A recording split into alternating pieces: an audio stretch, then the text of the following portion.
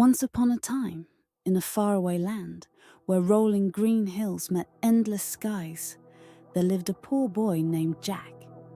He and his mother dwelled in a humble cottage at the edge of a small village, struggling to make ends meet. Their days were filled with toil, their nights with empty stomachs, and their hearts with the distant memory of a man who had vanished years ago, Jack's father. One fateful morning, their last remaining cow ceased to give milk. With no other choice, Jack set off to the market to sell her. What he found instead was a strange man with hollow eyes, who offered not silver nor gold, but 5 peculiar beans. The man's voice was like wind through dry leaves as he whispered of their magic. Desperate and hopeful, Jack made the trade and returned home with his prize. His mother, exhausted and bitter, threw the beans out the window in frustration. That night, as Jack slept, the earth groaned. By morning, a monstrous beanstalk twisted into the sky, its veins pulsing with something almost alive. Curiosity overwhelmed Jack.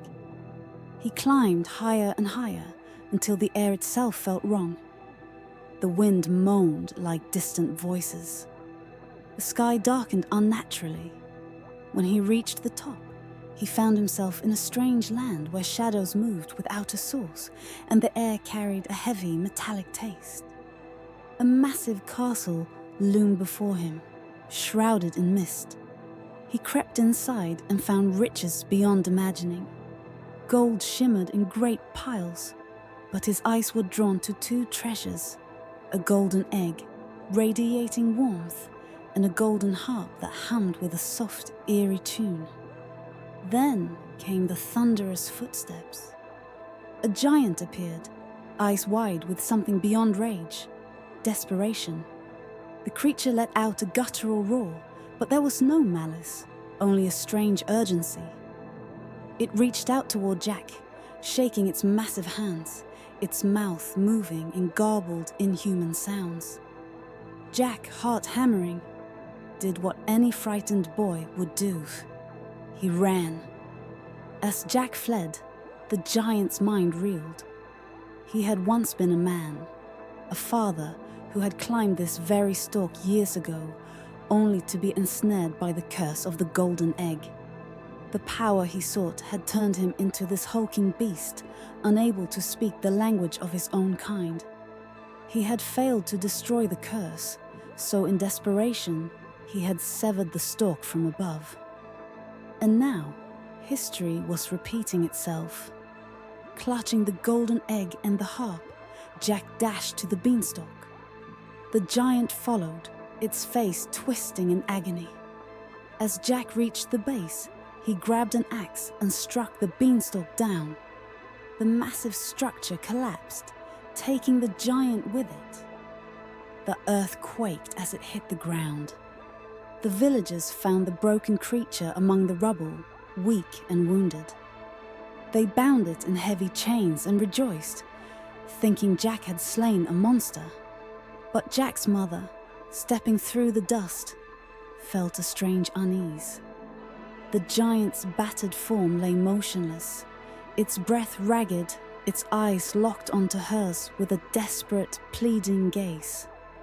There was something familiar about the way he looked at her, something buried deep in forgotten memories. But she dismissed the thought as foolishness. The villagers cheered, oblivious to the sorrow in the creature's eyes. Jack, standing tall, clutched the golden egg and golden harp with triumph, unaware that the fate of all had just been sealed. For the next month, Jack lived in untold luxury. The golden egg provided an endless supply of wealth. Every morning, another glittering fortune emerged, and the village flourished. Jack, once a starving farm boy, now feasted in excess, his fingers adorned with rings, his body growing soft with indulgence. He built a great castle, half as high as the beanstalk had been, and at its peak, as a symbol of his triumph, He placed the golden harp.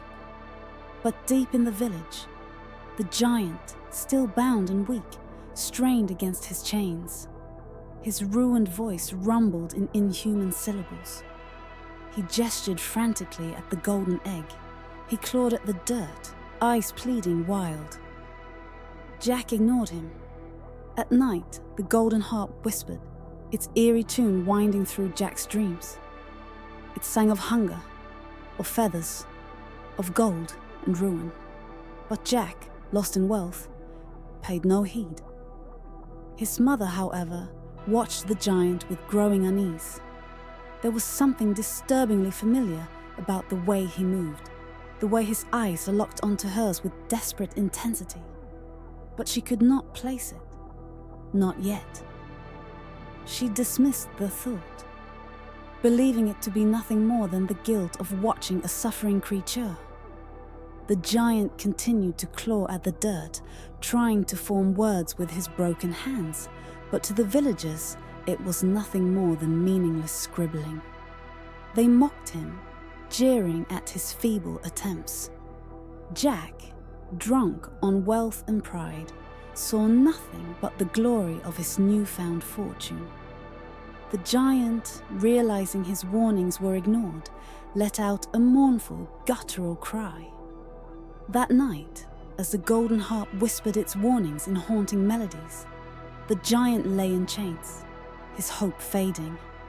And still, Jack paid no heed. The egg is a curse, the harp is the key. Horrified, she staggered back, realizing the truth. The wealth, the gold, it had all been a trap. And the harp, left forgotten at the top of Jack's castle, was their only salvation. Her blood ran cold. She turned to Jack and screamed for him to climb. The egg had begun to crack. Jack ran, his gut churning with unease. He reached for the walls of his great castle, but his fingers struggled to grip the smooth stone. His body, spoiled by luxury, was heavy, his strength dulled by indulgence.